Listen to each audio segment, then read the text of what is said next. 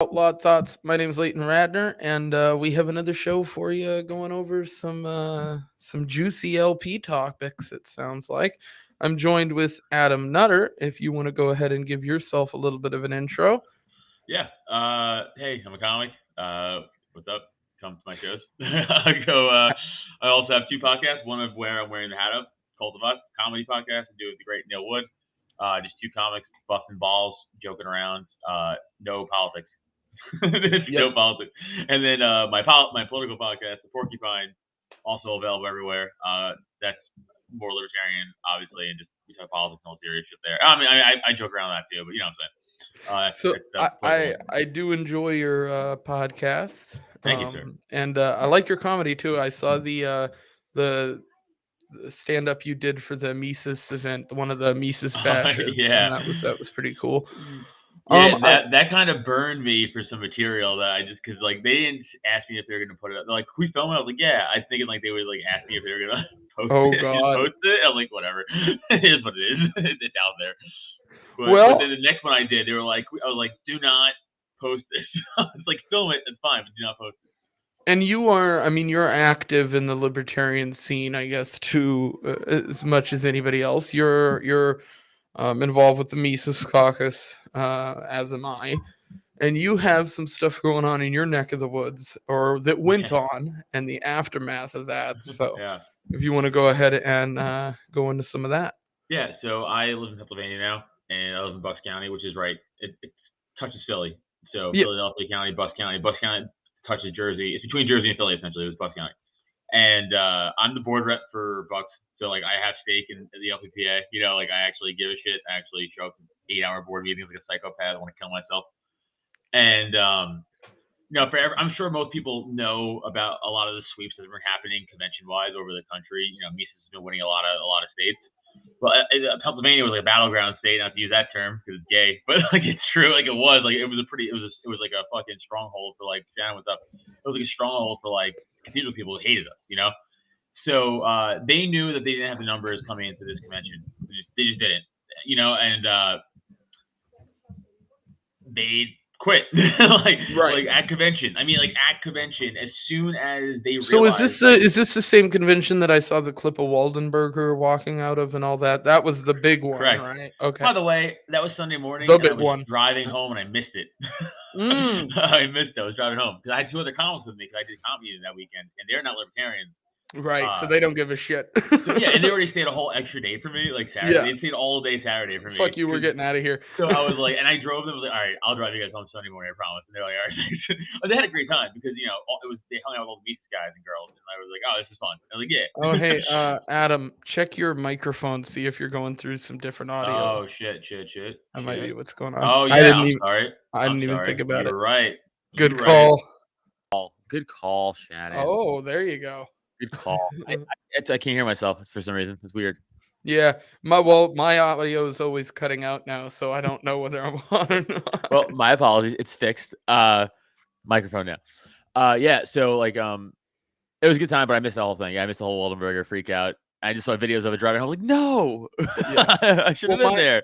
This is the funny thing, right? So all the drama always happens within the LP, but it always takes place at times that I'm not either at home looking around on the internet or awake because I'm on Alaska time. So it's like, Right. 4 hours. like Yeah, I realized it was like it's 4 hours gone. yeah, it's 4:30 or 4:53 here. Yeah. So it's like, it's time-wise I'm a little off. That's fair. But so it's good. I get to hang out with all the British people. Yeah. Is it? Yeah, I don't know.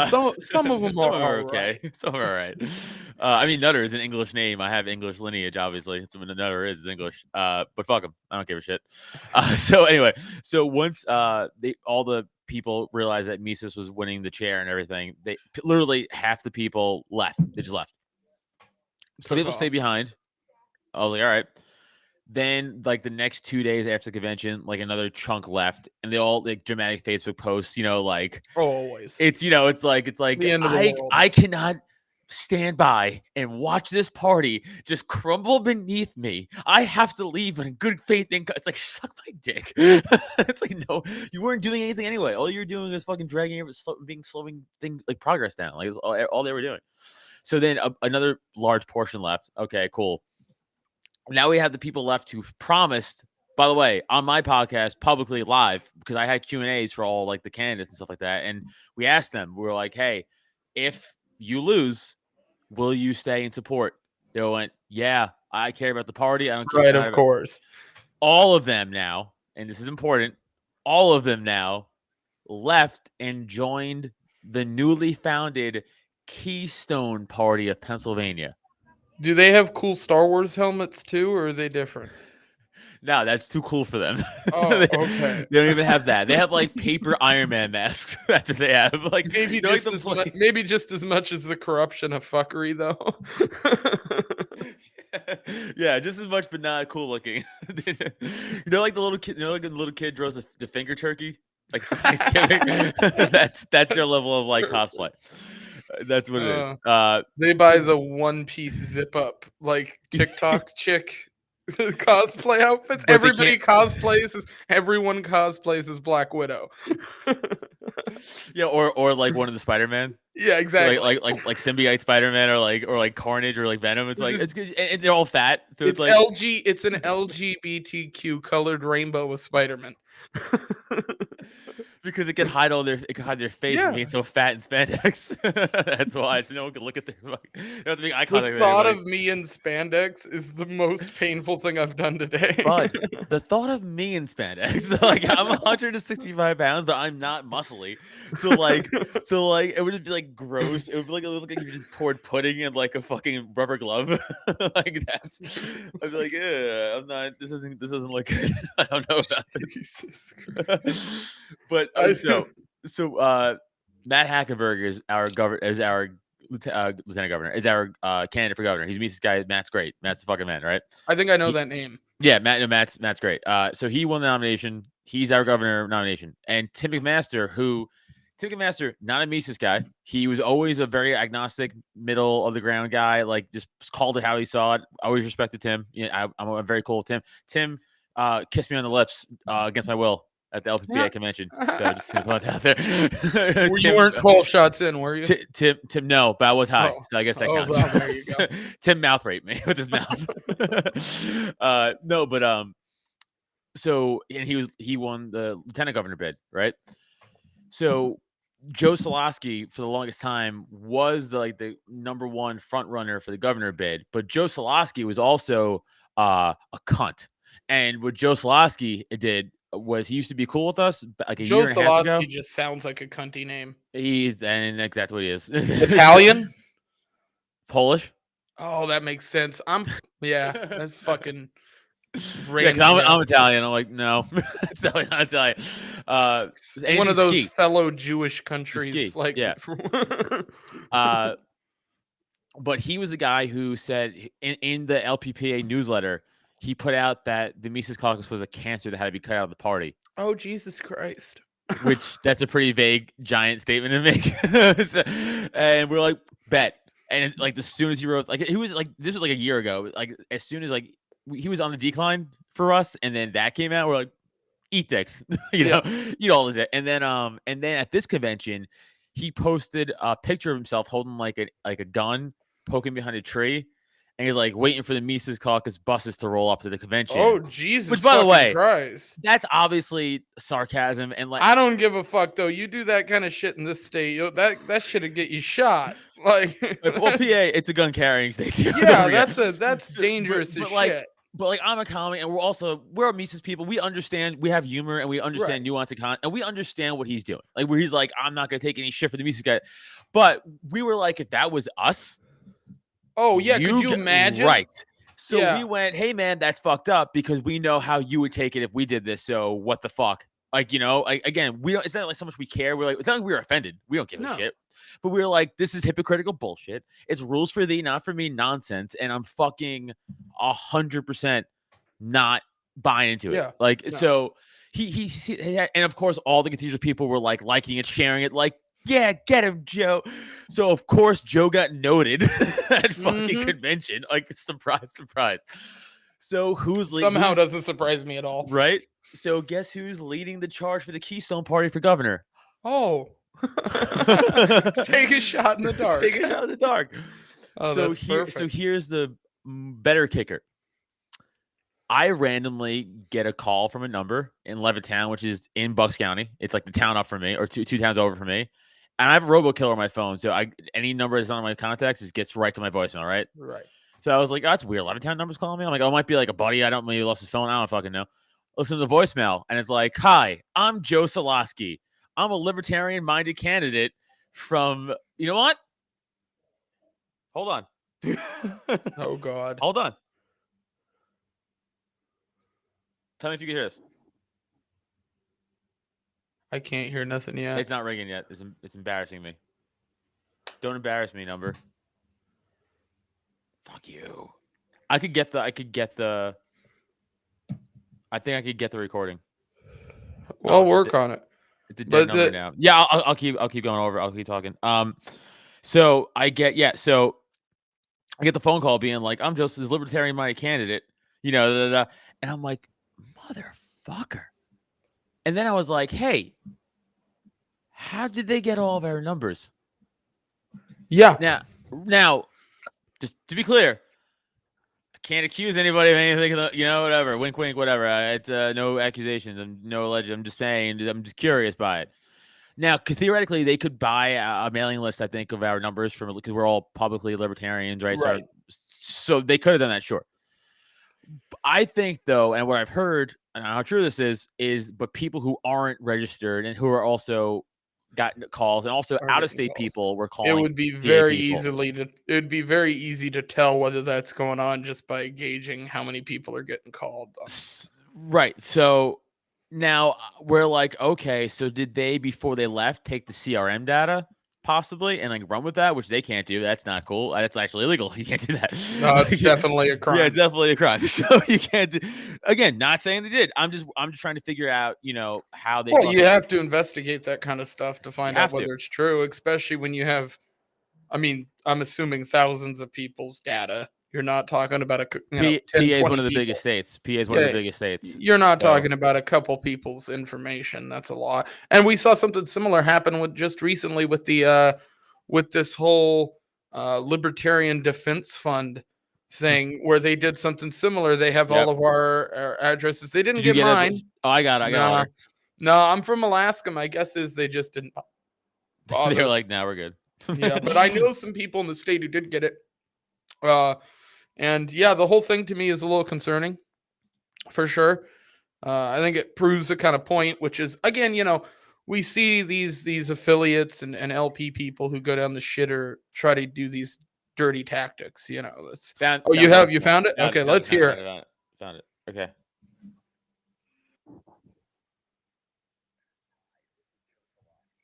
Oh, I can't hear that at all. Oh. As you may be aware, I've been campaigning. Sorry. I heard it. I heard that. Hi, this is Joe Solosky, and I'm your pro-liberty Keystone candidate running for governor in the state of Pennsylvania. As you may be aware, I've been campaigning across Pennsylvania for over 16 months to bring the message of and increase personal freedom to the people of Pennsylvania. The reason that I'm calling is because we're trying to build a team of candidates to be on the ballot with me this November. We have a team of folks that will make this process as easy as possible, and I would like you to be part of this movement and be a candidate with me on the ballot. Would you consider joining me and being part of the Run with Joe movement as we make history in Pennsylvania? We already tried that. It didn't work. If you think you'd like to be part of my team, please give us a call at 267-202-5167. Thank you. Oh, I didn't mean for that number to get out there. Oh no, that would be terrible if they got trolled. Yeah, oops. That'd be, hey, don't troll them, guys. That's irresponsible and that's not funny. Absolutely don't. It wouldn't be absolutely hilarious. What I find funny about that too is it's the most politician fucking thing ever. Absolutely. But also so I guess if their goal, let's run a hypothetical, right? Let's say that they do have CRM data, that they are able to contact everybody. What do they think that does? I mean, it's not like that's going to be effective. To me, if you're calling people doing that, I'd also like to wonder how they put together their calling, because that's interesting. The fact that it has a voicemail already set up, And all like I that said, goes.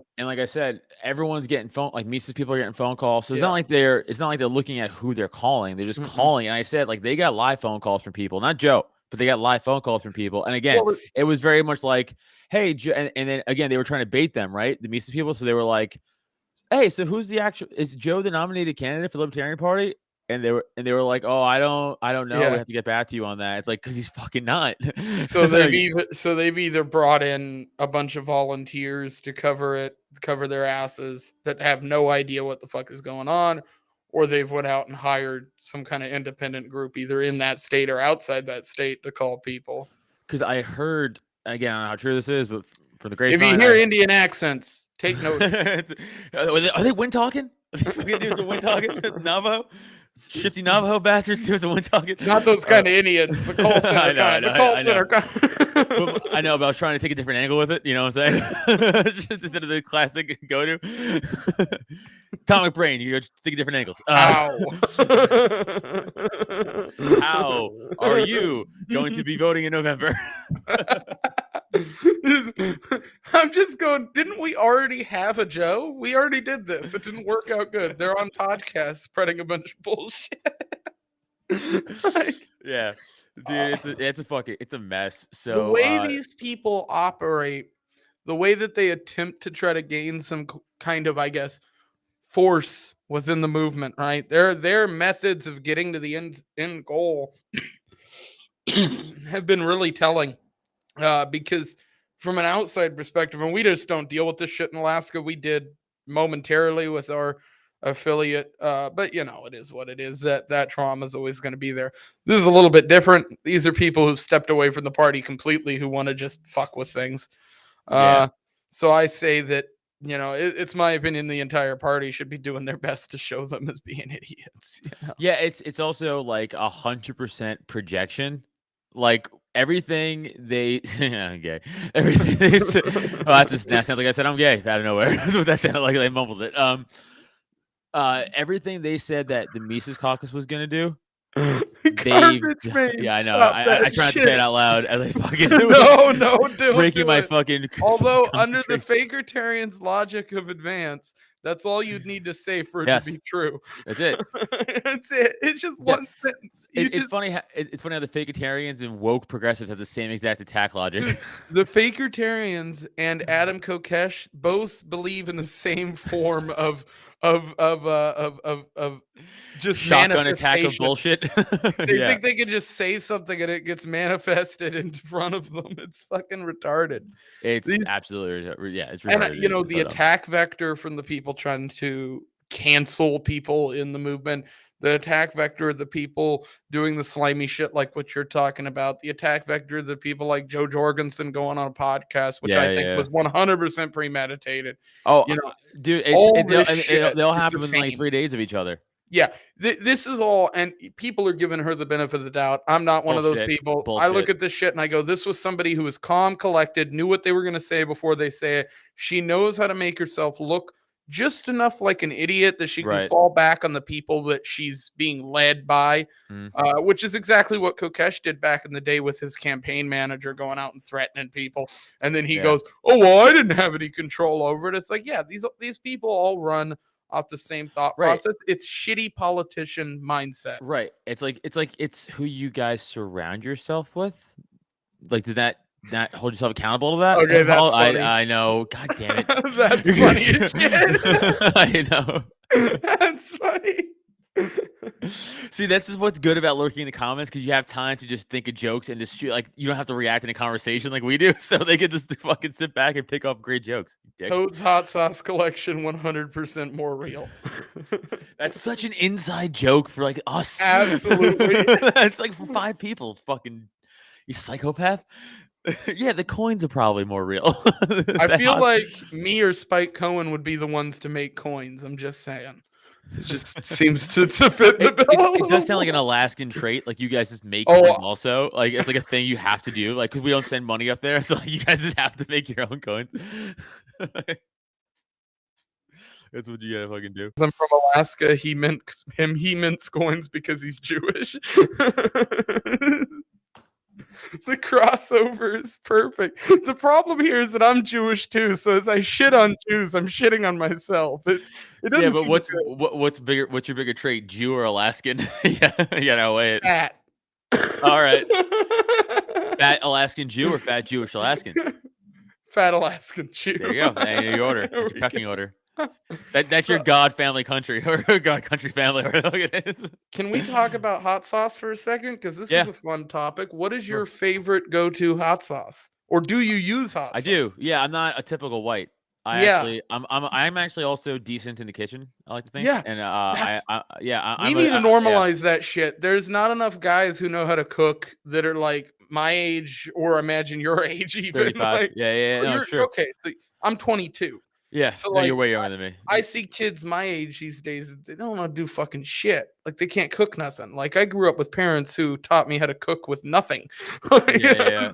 Yeah, I mean, I actually learned in my adulthood. Like, I didn't grow up learning how to cook. I 100% learned in like my 30s. Really is when I really started learning, and then I just got good at it. Like good. I was like, I'm good. I'm like decent. Like, I'm like, I'm like, not, I just watch YouTube videos and like you can get good. It's not hard. That's all you have to do. It's not hard. Dude, I have learned so much from binging Yes. with Babish. It's not even fucking funny. Dude, Like I could just go watch a YouTube video and I'm like, okay, I'll just cook it. Food TikToks, Dude, crush. I don't give a back shit. in Call the me day, gay. I don't care. They're awesome. back in the day, it was you went and watched a bunch of tasty compilations on YouTube.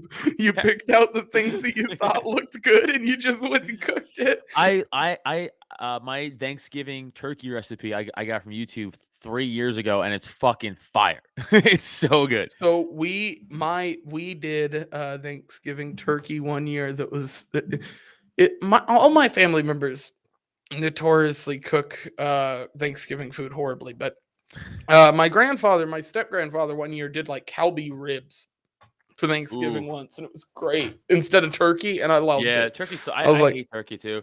Turkey's like- good for sandwiches, but the whole like just eating a bunch Yeah. of turkey thing just doesn't appeal to me. So this is how I had to like juice it up a little bit. Is like I take you take garlic butter, right, and you soften it, and then you separate the skin from the meat, and you fucking just shove it full of butter, like the whole turkey, and then I make a glaze. It's like thyme and like butter and like rosemary, orange peel, Worcestershire, a bunch of other shit, like a little bit of salt, pepper. Boil it, right? Glaze the fuck out of it. And every 30 minutes for 3.5 hours, you pull it out and glaze it. And then it's not bad, and it still kind of sucks. Yeah. Like, you know what I'm saying? Yeah. It's like a lot of work for like a whatever bird. Like it sucks. I hate turkey. Everybody here in Alaska has a smoked salmon recipe. Yeah, That's like the rite of rather do that. passage. You I'd have to rather be do able to that. make smoked salmon. And it's funny. Everybody assumes that if you're from Alaska, you like salmon. But I ate so much of that shit as a kid that I despise it. And I don't eat salmon. I eat all the other fish. Yeah. I know salmon's great, but I would get that if I just grew up eating it all the time. Kind I of fucking like hate it too. I meet a lot of native people, and every time I meet a native kid that's around my age, they hate moose because they've all ate it for so long here that they're just like, I don't like. I think you this say anymore. like because they kill us because they charge us death row because moose are fucking giant, dude. Right? I mean, they're so big. Every time you Moose see a moose, are- you're like, God damn. Moose are big, but it's nothing a bullet or a bow can't stop.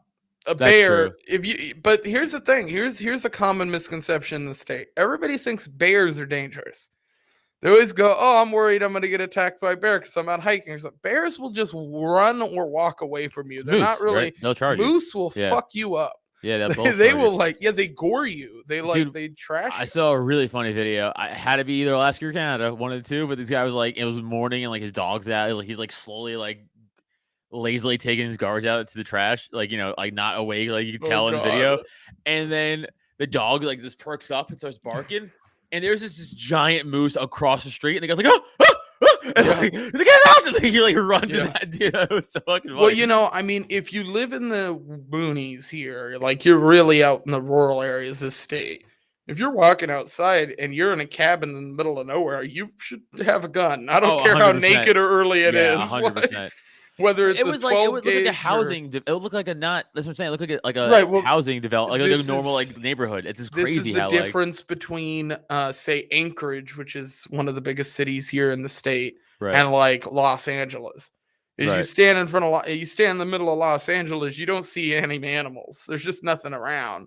You know, No. you might catch a random squirrel Oh, yeah. migrating to greener pastures. yeah. But here, even if you're in the biggest city here, you're still going to see moose. You're still going to Right. see eagles and That's the cool. occasional bear coming through. We and actually have eagles stuff like here. that.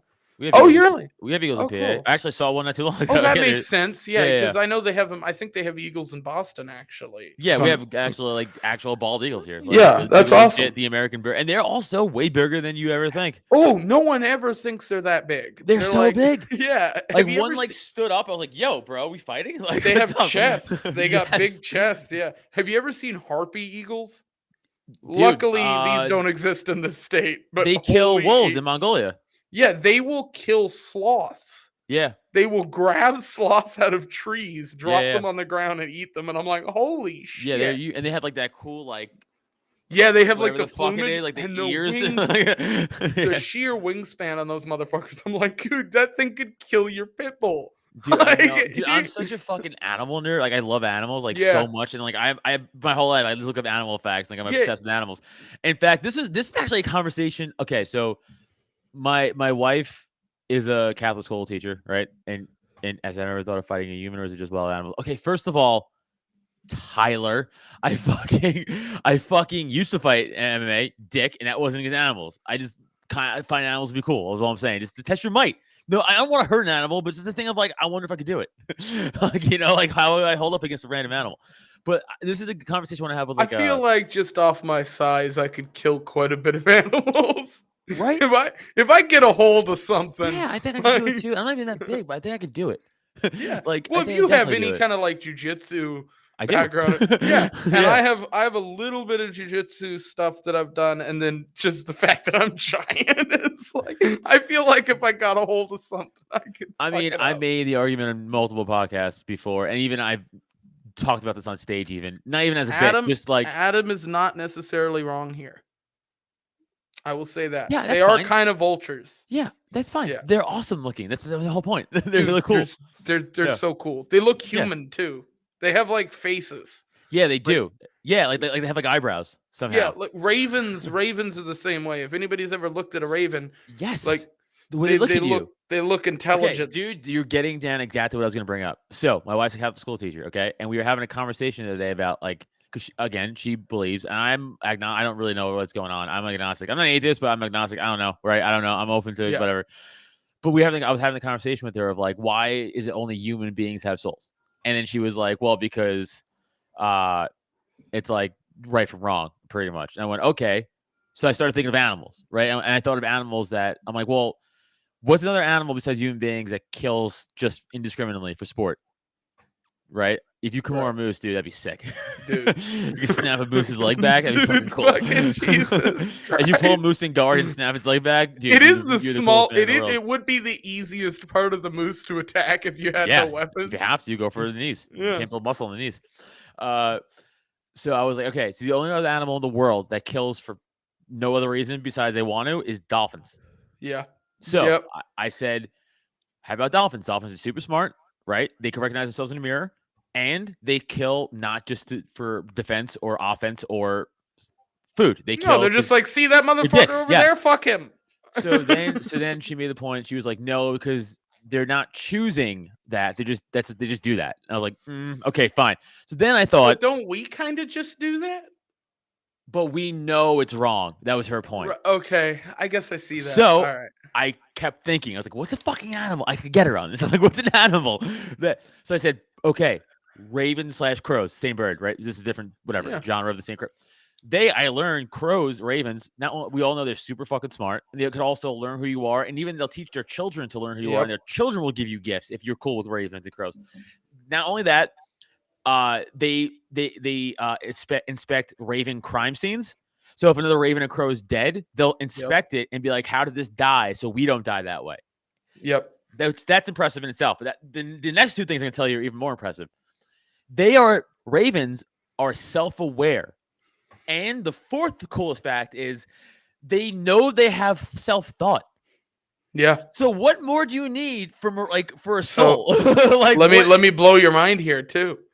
In native cultures, in the Alaska Native cultures, they believe that ravens are the souls of humans that have passed on, Oh, that's cool. reincarnated.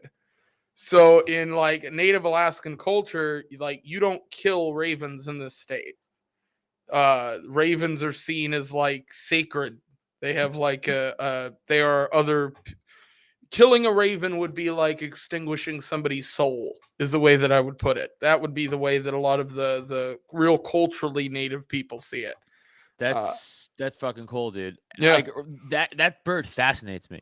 Ravens they're just seagulls are the opposite of this. Seagulls are devil birds. They're When you look in their dumb eyes, trash birds. right. They have nothing there. Right. And we have those all over the place here. The only other populace of birds that we have in huge amounts are ravens and crows and stuff. But when you look at ravens, they just have an intelligent look to them. Dude, okay, I watched a video of two ravens. There's a wallaby. And I guess they left him this giant thing of water out. And they have a trail cam. And he's like, and he turned, the wallaby had like massive ticks. It was just gross. And these ravens fucking plop down on like the water truffle thing. And and the way they're looking though, they're like, boom, and they're picking the ticks off this fucking guy. Yeah, Symbiotic shit. It was incredible. Like, but I know this sound. People are like, yeah, animals do that. I get it, but like the way they're looking and like they're not hurting. They're making sure not to hurt the wallaby. Like they're just trying to get in and out. Like they're not pulling its hair really. Like, they're doing like a really subtle job. Yeah, like, there's a certain bit of intelligence to it. Yes, It doesn't it's look like wild. it's moving based off of. It's not moving based off of something in its head. It's moving off a choice. It's going, hey, look, this thing needs help. Yeah, well, and like, and we could benefit from it. Like, we're also use food. Like, well, rhinos have a similar situation. There's a bird. I don't want to say the name of it, but it's this little tiny bird that rhinos in Africa and different areas of the country or continent or area of land where there are rhinos. They will go on the back of the rhinos and do something similar. They pick off these little like tick things that form on them. And those birds have a similar relationship with the rhino where it almost seems like they have like a legitimate friendship. Yes, it's where I'm like a lot of. How about that spider that keeps tiny frogs to protect its eggs? Yes. Yes. I heard about this in a Nat Geo thing I was watching on YouTube. It's like there's even the alligators open their mouths while the birds pick their fucking teeth clean. Like it's weird. It's not weird. I guess it's also years, but it's wild. It's also interesting that every climate and kind of different area of the world has different versions of those relationships. You know, almost like it's more spread out. Stuff like that kind of fascinates me. Anything to do with. I agree. There's just certain animals that really fascinate me. Like ravens are one of them. Dolphins are one of them. Any ape fascinates me. Monkeys too, but like more so apes because they're more like us, like in their thought process. You know, like, I've always loved the idea, or I guess theory at this point, that apes will just eventually evolve to a point where they're think like that though, right? Because well, it would make sense if this whole idea of evolution they tell us is true. Then technically it should happen because, like the Sumatran, I think orangutan. There's only two types of orangutan: the Sumatran and the Bornese. Bornese orangutan. They something like spearfishing. Yeah, they do primal shit like because they saw like spearfishers and they're like, oh shit, I'm gonna do that, and they started doing it. And then there's these certain monkeys, and this only happens in one part of the world in India, where they wash potatoes before they eat them because one monkey did it, and it taught the whole region of monkeys. But it's only that like those same monkeys, other parts of the world do not do that. It's only there because one. Well, there's there's a ton of evidence too. Like, I mean, when you look at like older animals and stuff too, you don't know how long ago those relationships formed. I suppose you could say, like, you know, what if a couple thousand years ago there was a lot more species of animals that had those relationships, but then because of the way that the earth has kind of changed, those kind of broke up. You know, it would kind of, I guess, change the way we look at kind of evolution from that standpoint, whether or not those animals played a bigger role. Yeah. You know? I agree. It's just again, when you look at like how, especially how apes hold their babies, I'm like, that's exactly how we do it. Like, there's no difference. Like, they just like this, like just like a mother would. You're like, dude, that's fucking very similar. I don't know. Like, it just you get to thinking about the whole like, what the fuck are they, and what are we? Like I don't know. Like, they're not dumb animals. That's the thing. Like, I hate when people are like, oh, dumb animal. Like, they're not though. Like, yeah, they got caught, but like, they're not dumb. Like, they have other thought and emotion and shit. Like, chimps, that chimp who ripped that guy's dick off because you didn't give him birthday cake. You know that story? Oh, your audio's out.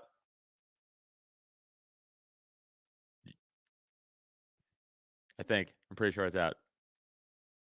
Can you hear me now? Yes. Okay, there we go. We're back. Okay. All right. But yeah, there's this sort of that chimp who ripped that guy's dick off because he kept bringing his other chimp a birthday cake, and he got out. He snuck out and fucking ripped him apart. I read that story on Reddit, on a subreddit called "Make My Coffin," which, if no one has ever been to that subreddit and you want some legit horrible shit to scar you up, it is what's it called? It's called "Make My Coffin," MMC, I believe. It is a subreddit dedicated to videos of people dying or getting very fucked up. And it's intense, but I remember reading that story probably a year ago on that subreddit. They have I remember reading this. That was around the same time I read the story of the girl who had the monkey she was putting on Xanax that lost its shit. Okay, can I tell you the funniest part about that whole entire story? I've talked about this so much because it's so fun. It's funny that here's the face off. Funny part. No, let's be perfectly honest. It's fucking hilarious. Okay, she looks like a Muppet. If you have a monkey that she looks like a Muppet. I was just trying to be nice, but she looked like a Muppet. She looked like a Muppet. It was horrifying. The image is burned on my scalp and my brain forever, and I hate it. I hate that I look at that and I go, oh yeah, I remember what your face looks like just without any eyes. It was gross. She looked like a Muppet. She did. She looked like a fucking Muppet. It was crazy. I by the way, I already went on Reddit. I can't help it. I just pulled up Russian tank videos. Like, oh, this already looks crazy. now I'm like my brain is just focused on this. Dude, Adam Nutter needs to be on Kiwi Farms. Dude, I was like, whoa. What's this? What was I just saying about the shit? You were talking about I'm too stoned for this. Guys in the chat, what was I just talking about? Who's listening? Please say something. We were talking about animals. Yep. Yes, we were. Oh, girl who got her face ripped off by the Okay, monkey. yes. Monkey story. Chip story, not monkey story. Chip story. Funniest part about the whole entire fucking thing was if you listen to the police radio, the cop pulls up on scene. He's like, hey, I'm rolling up on scene. I'm here. I'm like, whatever. Then there's silence. Then he gets back on the radio. And this is my favorite part. He doesn't want to come off panicked, so he's trying to have a calm voice. But this is all you hear. You just hear like the radio chime in and just essentially I had to let a few shots go. He's that clearly out of breath. And then in the background, though, if you listen, you hear rah, rah, rah, the monkey because he tried to rip the door open of the cop car. So what happened was the cop pulls up the driveway, the chimp sees the car, runs at the car, and this cop's like, what the fuck? This chimp gets to the side and starts ripping it off, and he's actually ripping it off. Yeah, oh yeah. So the cop's trying to hold it back, and he's like, oh, I can't physically hold this door because it's the fucking chimp. It's a fucking chimp. So he fucking pulled it. He's like, boom, and he shot it. Not through the door because the chimp got the door open. So he shot it. He runs away, closes the door. He's like, holy shit. Like, had to compose himself. I'm just picturing the Always Sunny in Philadelphia meme where he's just like, so I started blasting. So anyway, I started blasting. But like 100% right move. I would have done the same thing. I would have shot in his fucking face. Open your mouth. It doesn't even have to attack me. A monkey runs towards me. An ape runs towards me, and I have a gun. That shit's going down. But it didn't die right away. Like it took the rounds because it's a chimp and it's a chimp. It's Xanaxed up. It's fucking high, and it's a super. It's like if an 8-year-old was just a superhero. It's like Yeah, if you need a- Brightburn became a real. That cop needed a fucking 44. He needed a bear gun. He's like, I shot it 30 times. It just kept coming. But for real this time. It's not an excuse. It really kept coming. Like, but dude, you guys have to go- somebody on the other end of that call, the police call, had to not believe him. right? They're like, fuck off. Fuck off. 'Cause What they- is this? Is this you know- April you- 1st? You know the second cop going to the scene who didn't get there yet? He's like, Jim, dicking around. And then he shows up. He's like, yo, there's a monkey you got shot. You shoot this monkey for real? I pulled don't the know. driveway. There was a monkey who was holding its stomach by the tree. I think I think you were fucking around. I can't remember where that happened, but Connecticut or Massachusetts, one of those two. okay. I'm just picturing some deep South state and the confusion that could have been caused by the cop being like, Oh, I shot this monkey outside this And then you heard woman's him go, house. Jesus, Jim, not on the radio. Not on the radio, Jim. It's like, no, for real, like an actual Time like, and place. a primate. Like I No, shot I a primate in the face, like trying to rip up my car door. But I'm serious. How does that work? If you kill a chimp, right? From a religious standpoint, does that do anything? Like, is that is that completely separated? Because they're just like, nah, that evolution thing doesn't count. Like, I'm Yeah, I don't know. confused. Are you like a hero to human beings? So like God Right. rewards you for saving a human being? He's like, Or is it that's the other way trick." around? Is he like, that was just close enough, motherfucker? Like you're allowed to kill fucking cats and shit, but fucking apes are too close, all right, guy? Like you can kill a lion, but you can't kill an ape. It's too it's too much like you. You crossed the line. You fucking killed Bobo, cocksucker. You're going to hell. Or imagine they were like the chosen ones, and like we just Oh, Jesus and they were like, Christ. and God's like, no, you fucking, I just fucked up. Like you guys, there was a loophole, and you guys Fuck won. Israel, Palestine. That land belongs to the monkeys. Damn it. I always thought though, like if there was ever like a what's the chimp movie? What's the monkey movie? The Planet ape of movie. the Apes. Planet of the Apes. But the remake when they all like Shitty Mark Wahlberg one. no, not that one. The Oh. other ones. The other remake. The good ones, the better ones. yeah, With okay, when they, okay. the second one when they all like run over the Golden Gate Bridge. Yeah.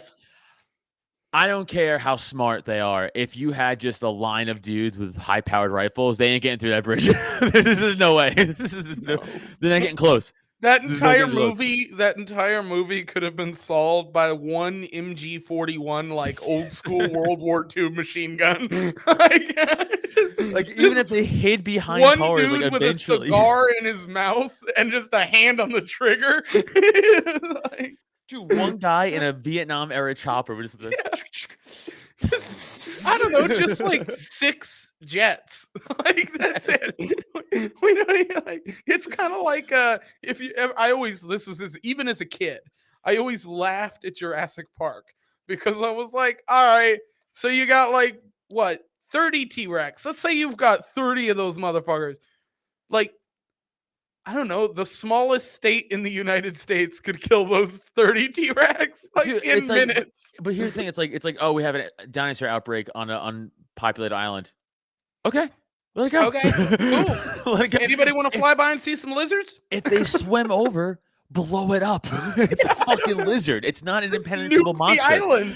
I feel What are you talking about? It's, You mean that island? I thought that was Fukushima. Sorry, boys. It would have been great again in Planet of the Apes too, though, when they go over the bridge and they're like, "Hey, sir, we have like a contingency of apes like climbing over the bridge. Is that gonna be a problem?" No, we're just gonna shoot them off it. Soul Plane is also a great new name for ravens. Soul Planes. West Nile killed a lot of soul planes in New York back when I was a kid. I don't know, man. So besides animals, I guess with the LP drama stuff, we've seen Adam Kokesh spin off the handle over the last few days. He has decided even to publish my message that I sent to him. He did that about an hour and a half ago. Yeah. I sent him a message a few days, about a day before he started with all the Tom Woods crap. And I just said, like, if you're going to attack people from the caucus, attack the people you have problems with. Don't just make it general. It's funny that the guy actually messages back and agrees with me, and then goes on to do the opposite. But Yeah, that it's was just about as fake as it gets. And with your drama in PA, drama in all these states, they all have, again, like I said earlier, one thing in common: they're all fucking bullshit.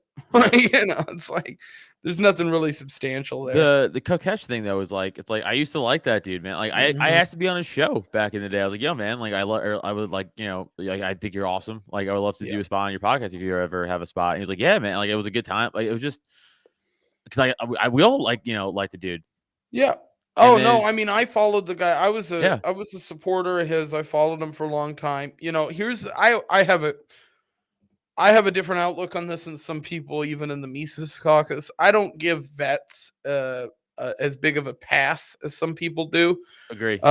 My point of view is like, if you signed up during Vietnam, I understand that shit because you were being lied to and propaganda was a little bit different then. World War But II, you you signed, get a yeah, pass. right, exactly. Yeah, You yeah. signed up for a war, but if you signed up for a war in the modern era with the Crazy. internet, with Yeah. forums, with Full people that you knowledge. could talk to with full knowledge, Yeah. you're an idiot Mhm. and you need to pay for what you did. Yep. And some people pay for what they did by spreading the word of liberty and talking about what's happened. And that's the way that they give kind of their penance. But Adam Kokesh tried to do that for a long time. I think he did it a little selfishly, because I think he kind of, there's a difference between trying to help people and trying to help yourself. And I think he blurred that line a little bit, especially towards the time he did his campaign, when he wanted to run for office. And I think that him handing the campaign over and having all these other people come in kind of showed his true colors in a sense. And I think right now, I think the best thing for him is just to get help. He seems to be kind of out there right now. And people get like that.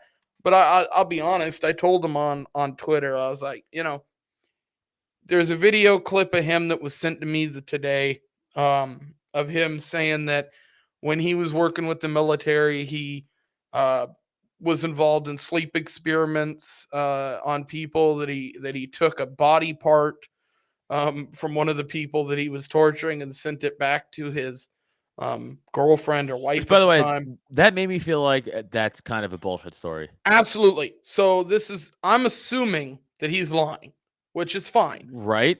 But why would you lie about it, first off? And then why not admit to lying about it? I asked for a response. I didn't get one. He said plenty of time. The fact is if what you're saying and that is true, then you're a war criminal and there's nothing that can save you. That's my outlook on it. If it's not true, then you're a liar and you were saying that to try to get attention and clout, in which case explain it. But I think a lot of people wanted a position to take against the Mises Caucus. They want a position to take against us. The Fakertarians, they take every chance they can, even if the shit isn't true, to trash people because they have to. It's the only way they can get attention in this world, because nobody fucking cares about the things that they're actually saying. Correct. I think that's the same for Joe Jorgensen. I think it's the same for Kokesh. I think it's the same for Sarwark. And But Kokesh wasn't like them. Like that's the thing, is like he wasn't, but he was. If you go back and you look, you can see the shift. He hated the fact that Dave was on Rogan, that he was kind of getting what's evident attention, now. and the Mises Caucus was getting traction. I mean, he was talking about that stuff as late as a year ago. People just didn't really take notice to it because he was still doing something in the movement that was good and positive. Maybe But that he's was it. not. I just didn't notice. I just Yeah. didn't notice that he was shitting on us. Well, I always, and everybody's heads goes the same place with Kokesh that they go with Sarwark, I think, which is everybody wants to go Fed, Mhm. because think this he is a guy that gets arrested constantly. He always seems to kind of get out, and it's kind of the same.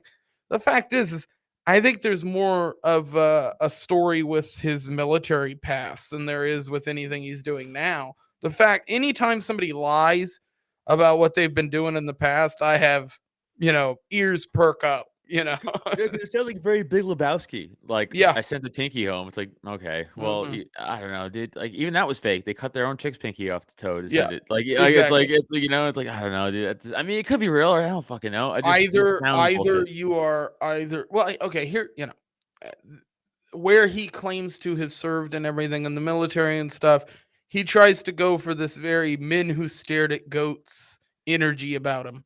If you've ever Yeah, your audio. But yeah, I've seen the movie. It's a great movie. I also read up on like the actual story and John Ronson and all that. I've read up on all. I know very well of it. Yeah. Yeah, so that's kind of the energy he puts out. I mean, he talks about I think he talks about serving in Fallujah. Fallujah is the area of the world where that all went on, if you know.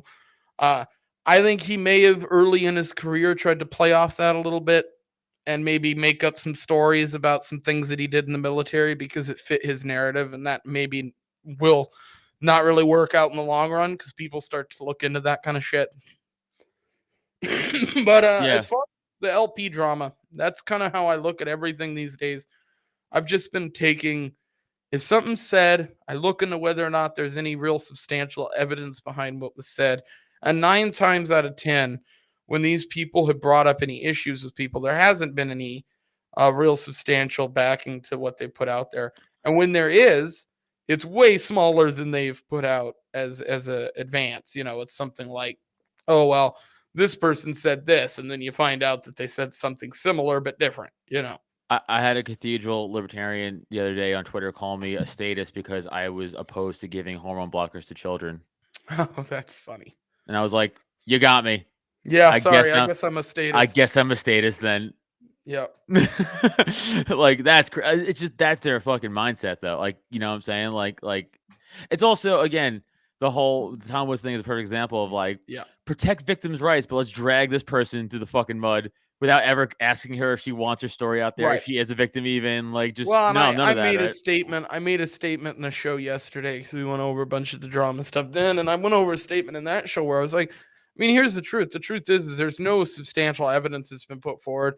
You've got a statement from somebody who may or may not be the person that they claim random to be. Twitter account.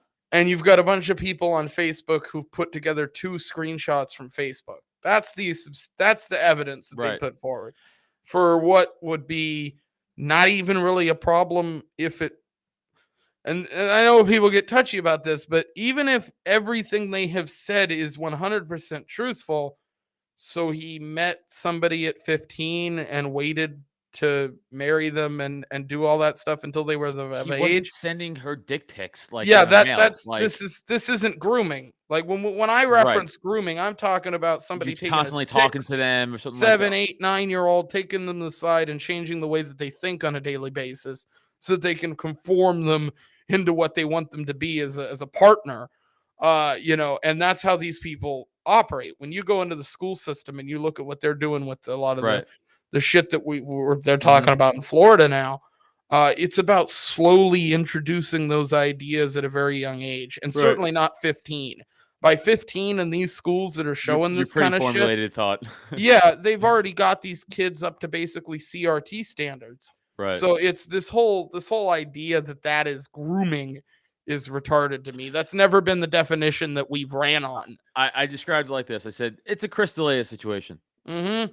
Where it's not, listen, I think it's creepy myself. I'll be honest with you. Okay. Yep. I'm a 35-year-old. I'm married. I have a topic that I want to talk to you about that I didn't even think about till right this second. Okay. Okay. So I'm 35. My wife's, she's actually 2 weeks older than me. She's also 35, right? It's like, I was never into. Well, that's rare.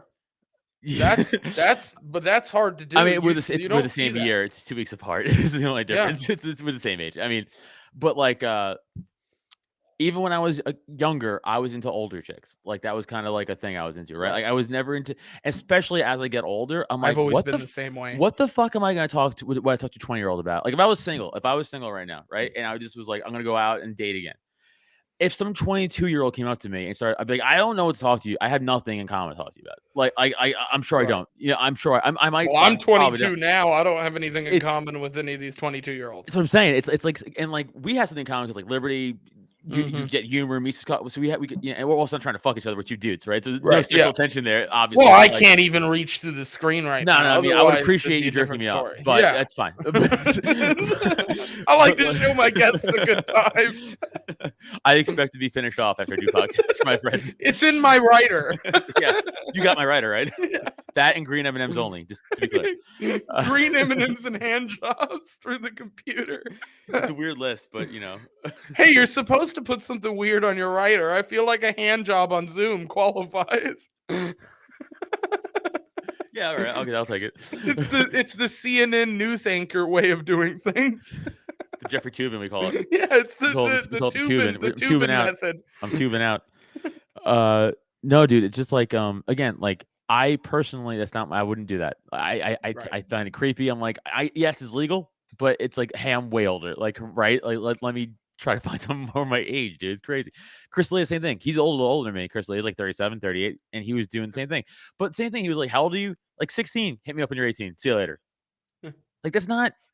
It's not grooming. Okay, what are we talking? Like that's what you're supposed to do. I'm sorry, but Exactly. if you're somebody older, you reach out to a girl, you go, "Oh, this person's marginally attractive," so you reach out to them, and they say they're 16. What else can you fucking say? Right. Oh, sorry. Later. Like, Yeah. and that's also the thing too. Is like all these fucking cathedral losers. I'm like, oh, you guys don't know what it's like to be like Crystalia. They don't know what it's like to live in the real world. They live on Facebook and Oh, Twitter. I don't even mean that. I mean like they can't. I'm like, Crystalia is a fucking famous, good-looking Superstar, comic. yeah.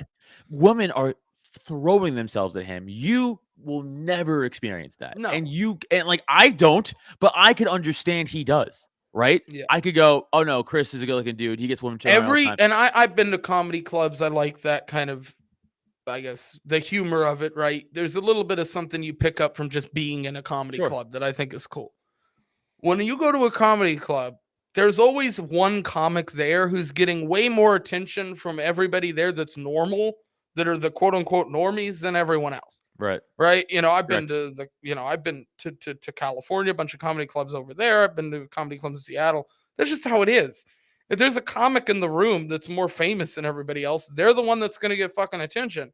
So if you're Crystalia, what are there? Maybe there's 30, 40 comics in a room that might be more recognizable and famous than him. But they probably aren't as good looking. And that's the thing. Yeah, too, exactly. Like, he's in that age bracket, Yes. that look that's just Yes. perfect for that.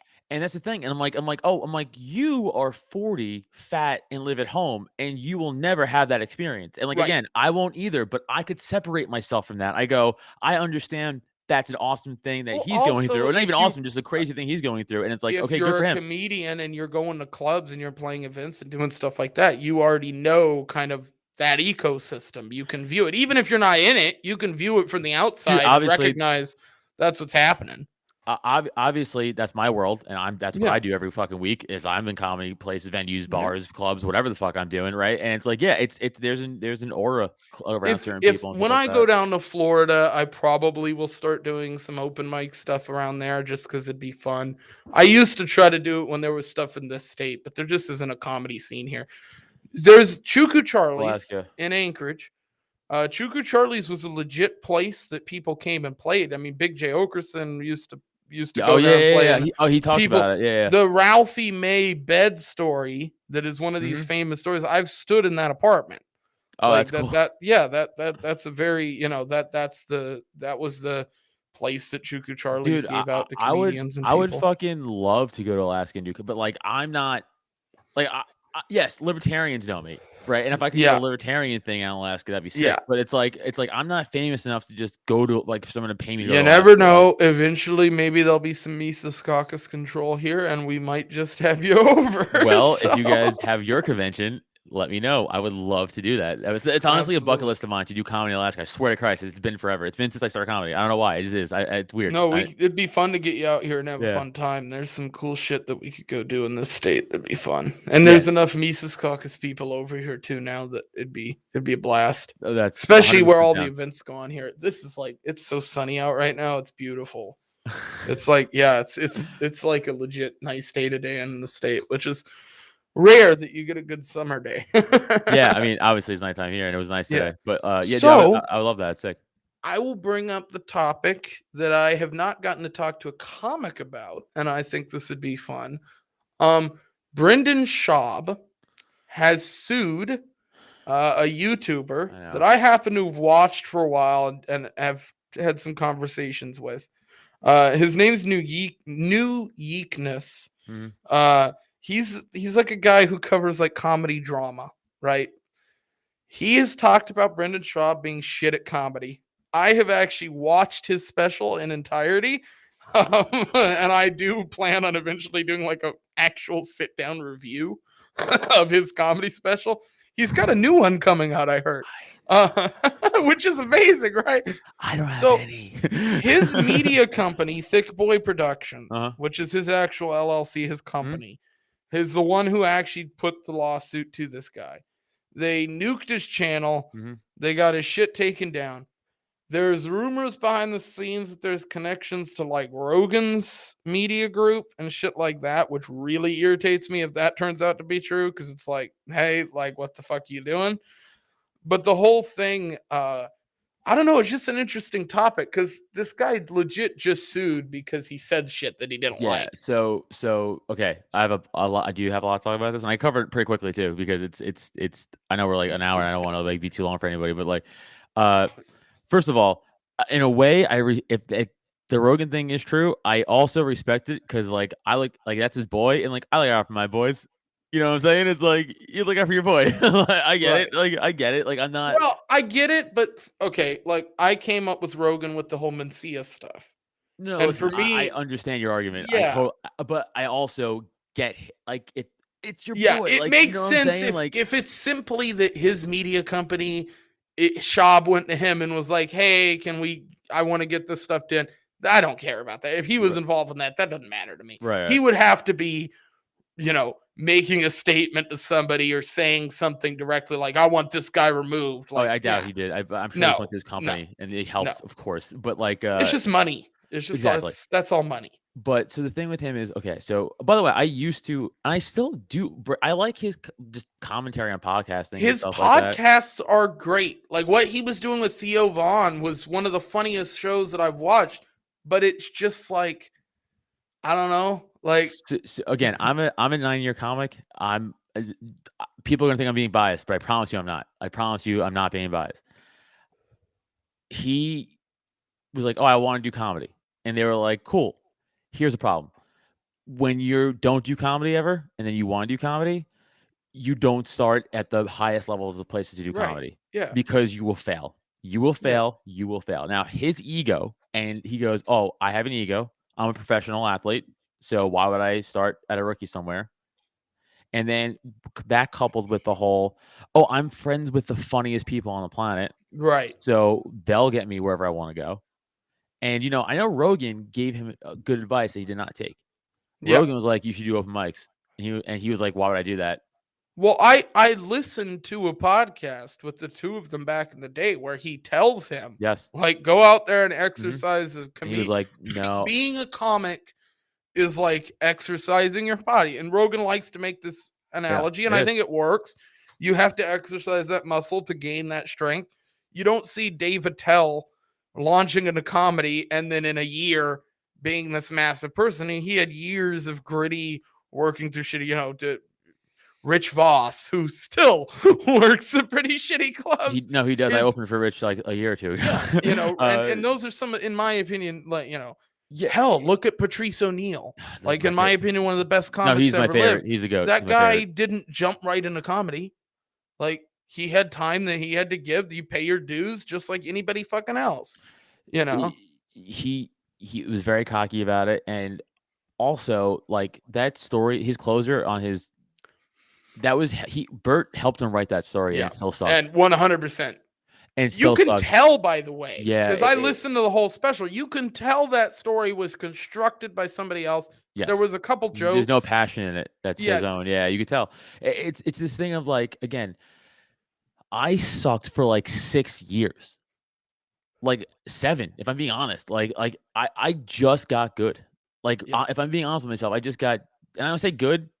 I don't mean like good. I mean like good enough to not feel awkward as shit on stage and feel like you're like no one's laughing. I'm at the point where I low level headline, right? Like I'll headline like small venues, not clubs. I'm passing 0 clubs, but I'll do work at some clubs, but I'm not passing any, right? I'll just do shows certain here or there, but I'll low level headline like small rooms and venues. That's where I'm at in my career. Comic. Yeah, that's where I'm at in my career. That's what it is. Which I'm fine with. I'm trying to always exceed. But like that's where I'm okay with that for now.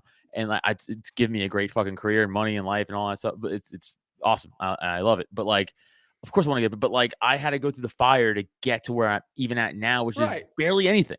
And this motherfucker just goes, oh, I'm famous already, and I have famous comic friends, and I just want to do comedy. And it's like I'm just gonna have a special. I'm like, bro, but you suck. And it's the complete lack of wanting to either self-aware or admit or self-admitting, where it's like, oh, I suck. I should just shut the fuck up and it's like, hey, bro, you have a built-in, like he's like, well, I'm selling out clubs. You are, because you have a built-in audience, sir. Yeah. You have a built-in audience where they are going to come to your show and they're going to laugh no matter what.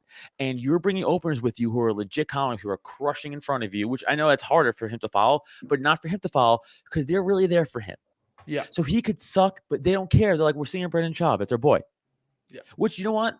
Listen, I'm not saying don't do that. That's fine. But stop pretending you're this fucking special worthy comic, dude. You're not. If you have a way to market yourself as being the guy who's on Rogan's show a bunch and was in that sphere, knows Bert, knows Ari, knows these people, and that's your launch into your comedy career, that's fine. Fine.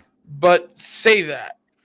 Don't try to pretend that you're something else and maybe kind of create this persona of this like, well, I'm this UFC guy who came into comedy. And it's like, well, yeah, that is what you were. You were a UFC guy who came into comedy. And instead of coming into comedy and doing it the right way, you came into comedy and kind of pushed yourself into the market in a way where now you're getting all this criticism because of that. Right. And your way of reacting to the criticism being a bitch. To sue somebody and get their which is the most deleted. uncomic like thing. I get shit on all the fucking time. It is to me, like that is the definition of uncomic, though. It's like your reaction to again, like let's take the Will Smith thing, right? Like Will Smith is off stage. He's a guy in the audience. Chris Rock is a legend of a stand-up comedian, like him or not, like his politics or not. It is what it is. Mm-hmm. He's standing up there doing stand-up. He makes a joke towards the guy's wife. He gets up, slaps him. We all think that's bad because for me, I look at it and I go, well, if I was a comedian and I had to worry about somebody doing that every time I did a show, which I'm sure comedians do to a certain extent, but you know, I never once have. There's a security thing, right? Like if you're going after somebody in the crowd and you've got to worry that that venue isn't protecting you at all, which that happens a lot. Like, which is right. But at the same time, like if somebody does that and runs up on stage and you react to it by making a bunch more jokes, right? That venue's job should be to remove that person, right? Well, in a similar way, like Schaub has interjected himself into the world of comedy and no one bothered to try to remove him. He just was allowed to kind of because of carry on in that same way because he had exactly in the same way that Will Smith has the Oscars and all these people backing him. Schaub's got a bunch of people behind him who will just ignore what he's doing wrong and only talk about the things he's doing right. You know, I find it funny that I didn't see any of the comics that don't like Schaub coming out and talking about the lawsuit either. I only saw one. I saw one comic because, like, if I was Schaub, how you handle that dude is you have probably a bigger platform than he does. Yo, trash him on your platform, you idiot. This dude has like 5,000 subs when his channel was removed. Trash him on your. If you're a true comic, monetize it funny. The haters. Make it funny. Yeah. Don't take yourself seriously because that's his problem. Not, right? You're a comic. Because that's problem. He's really not. He's a fighter and football player. Hard. Guess what, guy? I also played football and did MMA. Not to his level, right? The farthest I got in football was semi-pro, and the farthest I fought in MMA was amateur. But like, I was always a comic first. You know what I'm saying? Like, I was always a comic who enjoyed sport. Yeah. And he was a sportsman who enjoyed comedy. Yeah, he's done the effect in the same way. And you know, when I look at the product that he puts out there, because that's how we judge comedians, whether people like it or not. You judge them at the product that they put out there. Product he puts out there is not that of a polished comedian. It's the product of somebody who's new to comedy. I was talking this with Neil Wood, who I do Cult of Us with. And you know, he does comedy like a 3-4 year comic. That's what I would say. Yeah, around a 2 to 3 year comic. I would say that's fair. Because I've seen a lot of open micers, and you know, you've been doing it 3-4 years. You can get some laughs, but you're awkward. You don't he has have a that cadence. stand on Like stage. he doesn't have a confident cadence. You can't move around. It looks awkward. He's like this, Yeah. like stiff, and Uh-huh. I do like I lean. I literally wrote a note in the thing I'm doing to review that he looked stiff and was Yeah. like, he just sways back and forth. The movements that he does make are very purposeful. They're very They're- energetic to just get people's attention, Yeah, not really to actually doing he's the not performance. animated. He's not doing act outs. There's Like no he's barely doing smoothness act to outs. it, No, right? like When dude, I watch like a tell set, for instance, and that's like one of my favorite greatest, comics. one of the greatest. But when you listen to his stand up, it all kind of, there's a There's a wave flow. to it, a flow. He has to it. also a very specific A good voice. rapper, I mean, yeah. everybody always compares rap music and comedy, but it is true to an extent. Like that flow exists in both. You have to be able to have that You have to work off the audience. There's a thing in comedy where like stage presence matters and Right. like comfortability, and people, it's like we're animalistic at that, and people could gauge We that. pick Was it like out. you pick it out. So Yeah. like, I mean, I'm very comfortable on stage. So I don't get like I was at the Delaware convention doing comedy. Mhm. Like I had my fucking foot up on the front table like this. I was leaning to the mic, just like taking my time, just like. Well, like, I don't give a fuck. who's like one of the best at that is whether you like his politics or comedy is Chappelle. Oh, dude, Like Chappelle's a man. Chappelle is so natural on stage, Yeah. it's almost weird. Like he just seems like he's just moving naturally throughout his Yeah. specials. You don't notice that he's moved halfway across the fucking stage. Like, and even somebody like Patrice, who's a big dude. I mean, he's a big guy. I'm a big guy. I'm allowed to say that. Who you would expect not to move around, or Ralphie May, another guy who's a big guy who you wouldn't expect to be moving around the stage. They even have that cadence, even with not making those big energetic movements. Yes, It's dude. smooth. It ebbs and flows. Patrice was great because Patrice didn't move around physically a lot, but with He was Patrice the king of the stool, great you know? well, stool. But even when he was standing, what Patrice was so great at animating was with just his arms and his facial expressions. The face, yeah. That Yeah. that Mhm. scrunch, that yeah. you just know, and you're like, It- yeah, get it. It's like what I always loved about it is, I was introduced to people like Opie, Opie and Anthony, and I grew up those on radio ONA. shows. Yeah, and so I would always listen to Patrice on there, when he was on with Bill Burr, people like that. Yep. And so you envision the way that he looks without seeing him, because I was listening to audio, and then I would go, All right. the first time I listened to his stand-up, I was like, that is exactly how I picture Patrice O'Neal looking. Right? I mean, it's like hearing his voice versus his actual person. It's like, oh, that's him. Yeah.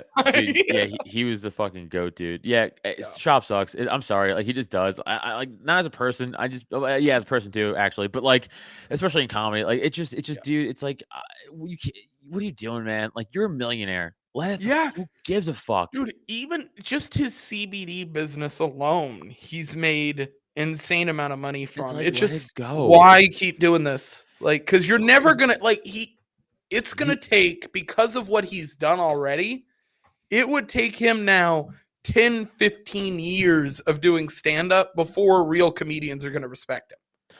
Because he's 100%, tarnished his name thoroughly. Like, because I mean, I've talked to a couple other people, even in the scene, just like people from this state that do comedy, who will kind of travel around, and they'll tell you like the attitude amongst the comics they talk to is the same. They all hate the guy. So it's like, it seems like he's done a really good job of being really good friends with a couple people and alienating fucking everyone else. Just scorched earth. No, dude. And I'm this isn't me being cocky, but I guarantee my 40 minutes is better than his 40 minutes. That would not be hard. That's I mean, that's a clear as day. I guarantee I will put money on it. Fuck yeah. If you put us in a neutral audience and like no one knew who he was, dude, he'd be opening for me. If I'm not that kidding. dude did his special, if that dude did that exact same special he did at, say, we'll say a really good club, we'll say the Comedy Cellar or Comedy Underground or something like that. Oh yeah. He does that special just the way he did it, without the crowd being his people, he would get a quarter of the crowd laughing consistently. The rest of them would be fucking That's deadpan considered quiet. a hard bomb. Yeah, That's a Comedy Cellar. If absolutely. you do that, if you Oh, go to the absolutely. room like Fuck yeah. Comedy Cellar, you're bombing. If Yeah. you're at the Comedy Cellar and more than 25% of the crowd is not laughing, you fucking failed. Dude, like that's the thing with it. It's like if I would love for him, and by the way, the Cellar would never let him on their stage unless he was asked to do a show from someone Dude, else. he would have to be told to go there. That's what I'm saying. Because that's how he does. That's how he does the store, though, right? Because the store, right, yeah. he's not past at the store. Oh no. but he's boys with the people at the store, so they let him do show. But he's not past there for a fucking reason. Let's not forget that. And just like the Cellar, they ain't gonna. They would never pass him. I'm sure he could do a show there if, like, Dude, he there's knows somebody. But comics that I listen to on a weekly basis because I think they're hilarious, who are not passed at the store or those clubs. I'll do shows at the stand, but I'm not past at the stand. Yeah, I Like, mean, I'm trying. I would love to. I'm working on it. That's how but- you pay your dues. Yeah. Because you get accepted in those clubs and passed at those places. That's how you build a fucking career. That's how it's been in comedy for fucking ever. And Like stand the rules. idea, yeah, the idea that he gets to skip over that stuff and then be a piece of shit on top of it. It's like, okay, wait a minute. Yeah, because I just see him selling out like fucking clubs all over the country. And again, I'm not shitting on him for that part. Like I know it sounds like I am, but I'm Make not. your Like, money. that's actually exactly, dude. I'm actually, that's Get your impressive. Do bread. it. But it's like I just go like I just remember bombing at like fucking 2-person shows in a bar Right? on like a Wednesday Yeah. night for $40, and I'm like, yo, dude, you don't have to do this ever. It's like, what Yeah. the fuck? Yeah, well, okay. So like, well, in you two, where did you start comedy? New York, Oh shit! Oh, because you I'm started in the from shit. Staten Island. So Okay, so you so I started in started it. at 18 years old. My very first open mic was at the comic strip. So what is the difference that you've seen from doing comedy in New York and doing comedy in PA? This is gonna piss off a lot of my friends and a lot of my. Again, I just moved out of PA 6 years ago. I'm a New Yorker. I'm not a PA guy, right? I live here now. I'm a New Yorker, but like, New York comedy is overrated. It's the best comedy in the country, but like a lot of those comics are overrated. Like, you understand? So like, yes, New Yeah, York I know comedy- exactly what you mean. New York comedy blows away LA comedy. It's not even close. Yeah. It's But- it's LA comedy, at least from what I've seen, is I'm not a comedian, I don't know the space, but I like it a lot. And They have a lot of good comics. yeah, they have a talking ton of about good comics, overall. but the scene Scene is sucks. what seems to be the problem. Scene sucks. New York scene's way more Yeah. fun anyway. Also, the thing in New New York York is has like a grittiness to it, even though it's a pussy state now, in my 100%. opinion. Oh yeah, no, It the city still has a grittiness to it. Growing in up the in New comedy York clubs. was awesome. Yeah. Now New York sucks, but growing up in New York was the shit. Now I encourage everybody to get the fuck out of that city. Yeah. It was fun as fuck, but like, yeah, dude, it was just like, But what year? Okay, so what year did you start in New York? I started at 18 years old, so it's 2004, Oh 2005, shit! and then I did it from 18 to 20, and I stopped for a bunch of years. So you were in New York when doing comedy when it was still a little bit fun. Yeah, I mean that was still Oh, I know, it was there mad was fun. still fun Yeah. to be had. Yeah. It was super fun. I couldn't drink yet or anything like that at the time, right? Because I was like 18, but I could still do comedy at the clubs. That was cool. Yeah. I still had to hang out and stuff. But then I took years because I became a fucking cop like an asshole for fucking in New York, which I think you know that, right? Yeah. Yeah. I think I'd heard that on another. Yeah, which I podcast told that you were on. story 1,000 times. And like, if anybody wants to hear it, ask me. I'll tell it. If, the whole reasoning. But obviously, I only did that for 7-8 years, and then I left. Thankfully, fucking Christ. But then since I left, that's when I picked it up full time again, and that's been 8 years. Right.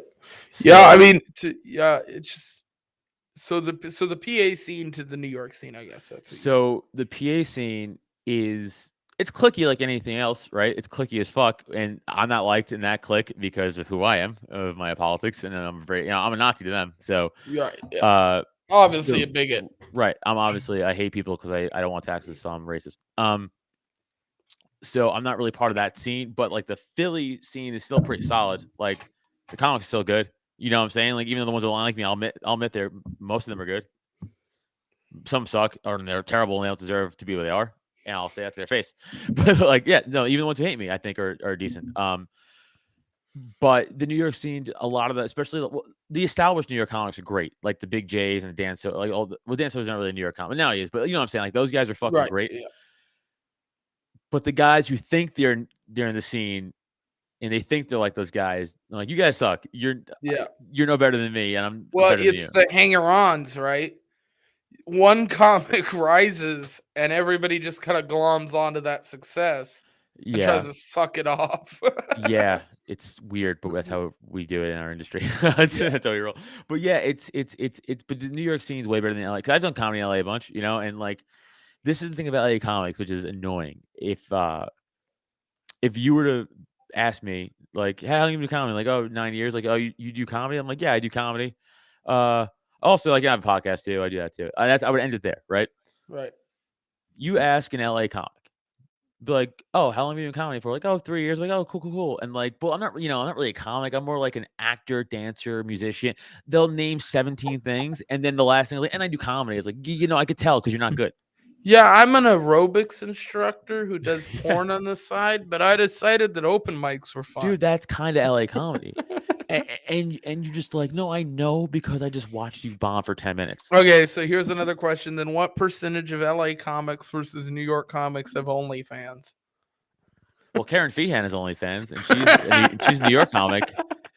I don't know how many LA comics have OnlyFans. It might be. I feel sure like they the have to. percentage of LA comics Kate to Quigley New does she York. have OnlyFans? I think. What? Why does that name sound familiar? She almost died from fentanyl. That's it. Yeah. She was on Legion. I remember looking into that. That was fucked.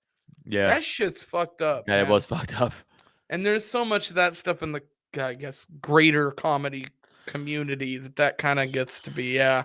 Well, I mean, I haven't done that in a long time, and I won't. Yeah, ever again. I've got a couple buddies of mine who were involved in the comedy scene over in Seattle who got pretty deep into that stuff, and it's Yeah, just I never got into it. I would just. I think it's just the culture.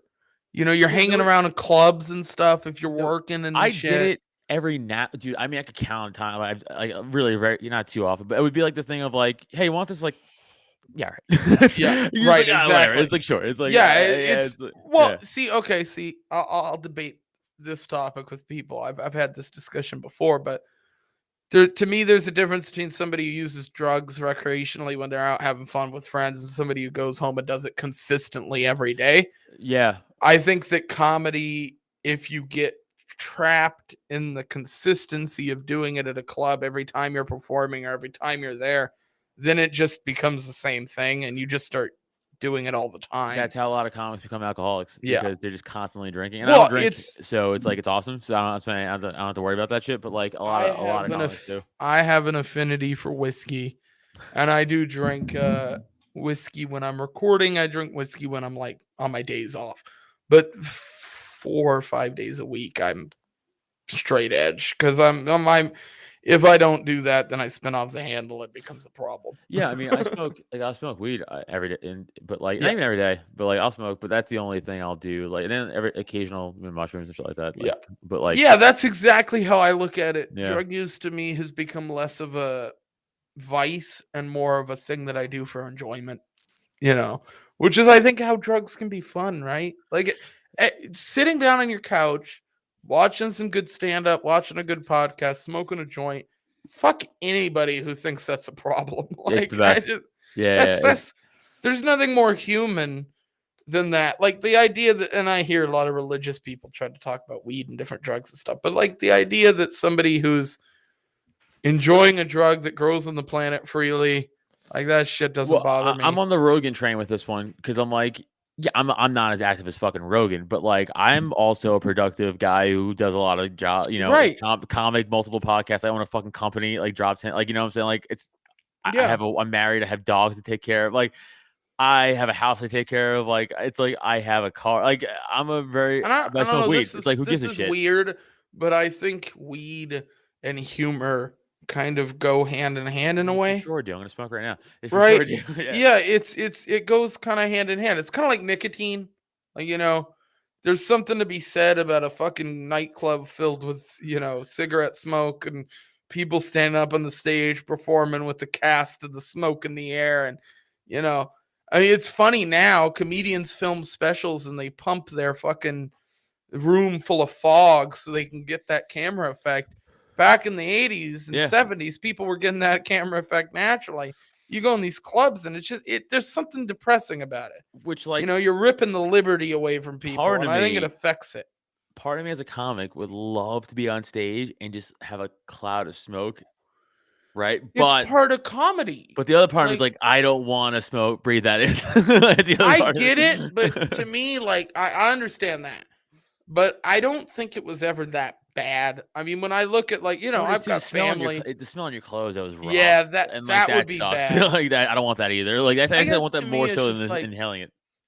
Rogan talks about how he likes smoking a cigarette before he goes on stage. Yeah. And I've heard a lot of comics say similar things even before he said that. There's something about weed, nicotine, hallucinogenics that has a connection to humor that I just don't think exists in It other opens, drugs. I think it opens up your mind more. Those like opens up Yeah, your mind it's more. stuff that Yeah. affects your head, There's something about, I've listened to a couple albums, specifically vinyls of good comedy. I have a Mhm. couple vinyl albums. I've got I've got some funny stuff, but I've got some like Bill Cosby on vinyl, and his vinyl albums still kick ass. I don't care what anybody says. Yeah, a lot of his stuff will hold up. Throw on a old Bill Cosby album on vinyl. I've got a Sony turntable just over here. And smoke a joint. That's perfect. Yeah, Like, it's sick. It really there's is something awesome. perfect about that, And I don't like. I was sober from weed for 4 years. I cut myself off from alcohol, weed, anything. I was a total teetotaler for 4 years. I don't know. Alcohol and weed are a little bit different to me than other drugs. Alcohol is a bad one because alcohol is good in moderation when you're having a conversation. It's a lubricant, but man, you can get out of hand with it quick. And I've watched it ruin a lot of people's fucking lives. Yeah, so like I haven't drank in like 5 years, and it's not because I had a problem. Congrats. No, Thank you. I never that's had a big. problem. I just was like this thing of like, when I was younger in my early 20s, I would do the early 20 blackout drinking, like every early Right. 20s guy does. See, I've never done that. Oh, really? Oh, it's So scary. I started drinking around 16, and I drank for a year up until 17, and I stopped for 3 years, three and a half, 4 years, somewhere in that ballpark. And at the end of it, I started smoking weed and drinking a little bit, and I've never touched anything else because Yeah, I'm like, that's all you really need. these were my problems. Like, I'm just gonna cut out everything else, and it's not sober. Like, I'm not sober. I don't Right. claim to be, but there's a little bit of sobriety to it. You feel more sober than you could. Oh, dude. This is what I was gonna say. So like when I was younger, I would, again, hang out with my friends, black out. I remember I was again living in Staten Island. I remember I woke up in Jersey one time. I was like, how the fuck did I get here? Like, I just don't know like how I got there. I had to like get a ride home. Like, it was embarrassing. Like, I used to have crazy fucking stories and shit. All right. But then, like, as I get older, you're like, oh, I feel like shit. Like, you wake up and you're like, God damn, like you're from a hangover. You like, have your any body- kids? Yeah, not with my wife though. Okay, see. So but that's, I imagine that's a big one too. Is having a kid. Yeah, Probably. because waking up is rough. So Yeah. yeah, that was another Yeah. thing but even like with my wife, like it became a point where I was like, I can't drink like that anymore. And also, like, I don't You enjoy get this. loopy. Yeah, like, I don't enjoy this. Like, what am I doing this for? Like, I don't Yeah. like it. Like, I'm not even getting drunk. Like, I'm getting like I'm just drinking. I'm getting weight. Like, It's my liver, strange, like, but I don't really get drunk anymore. yeah. When I do sit down and I drink whiskey, it's like this. I have like 2 or 3 whiskeys. It's just enough to make me feel good, but not fucked. I mean, I haven't gotten legitimately drunk in probably 2 years because I just don't feel the necessity of it. Yeah, it's The idea of getting wasted just doesn't appeal to me. care. Like, my brother-in-law, and he's like 29, 30, I think, Yeah. or almost. But I think he's turning 30 maybe this in June. But like, dude, like, he'll just go fucking Party. ham. Yeah. And I'm like, hey man, I don't know how you're doing this. Like, how is this enjoyable for you? That's the thing. I was like, how is it like to throw up like in his bathtub, like, pass out like in the shower? I'm like, dude, how is that enjoyable? Like, I don't understand how that's enjoyable. Why did you do that? Why can't you just have a few beers and be like, I'm good? Like, why do you need to get fucked up? Like, I don't get it. I just don't understand. No, there's no necessity with me to get drunk. Like, I just don't feel that anymore. Yeah, it's more of a social lubricant. But if I'm in an event, when I was at Yale or Tom Woods 2000, I had a couple whiskeys, I had a couple beers, because it just makes the conversation easier. But anything more than that, and it actually hurts it. Like, if you're having a conversation, you can't speak, or you're completely slurring your words or going off on tangents. It just doesn't work.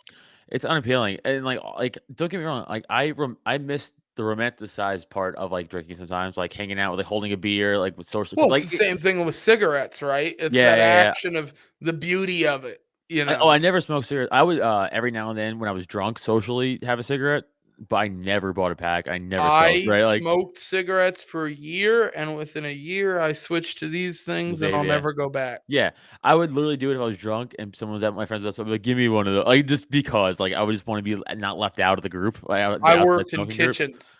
Oh yeah, so it's like the same thing. It's Yeah, like yeah, you so it's work in like kitchens, you smoke cigarettes because you get extra breaks. yeah, it's like so I would just hang out with my friends and like, but I didn't. Yep. I don't think I really ever inhaled that much. Like I I was like, started smoking by bumming cigarettes from coworkers when I was 16. yeah, You know, he's it's wanted to like, put you yeah, outside more. Yeah, yeah. It's just I never got into it, but like yeah, but I'll say this though.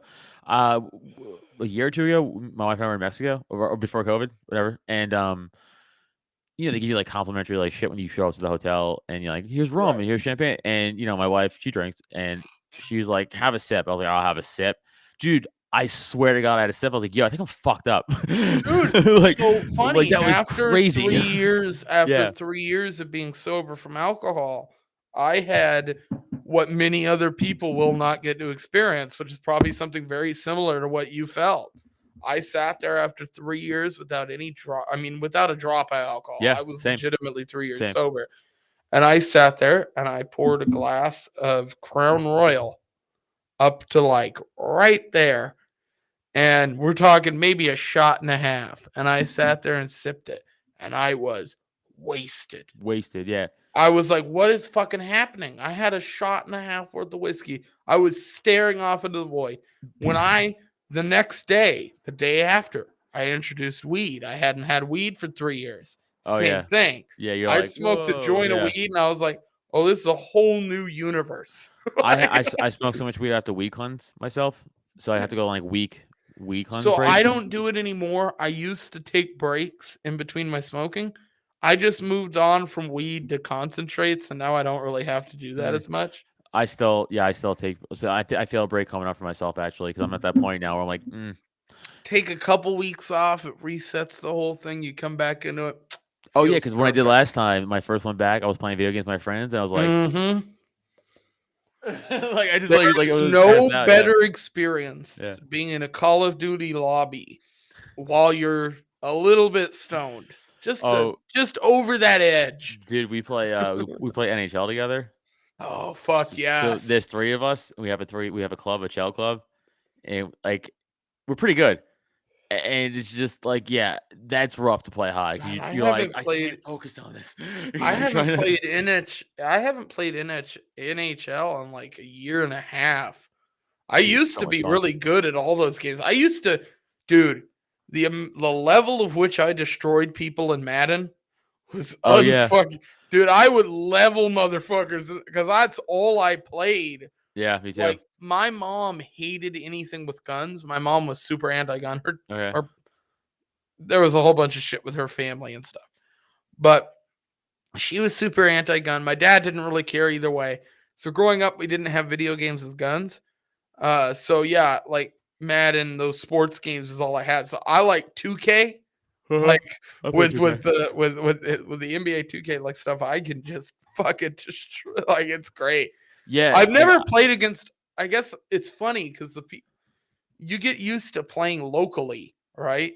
And Oh, then yeah. you have to go online and you realize, oh shit. So this is okay. You grew up with this kind of. I was like the first generation introduced to like online gameplay.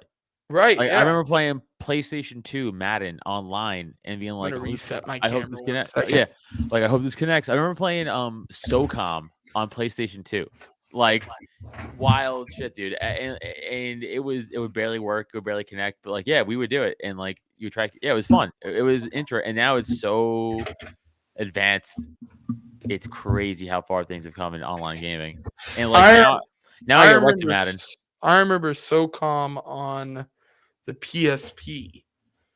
Yeah. I had SOCOM on that, and I remember playing the shit out of it.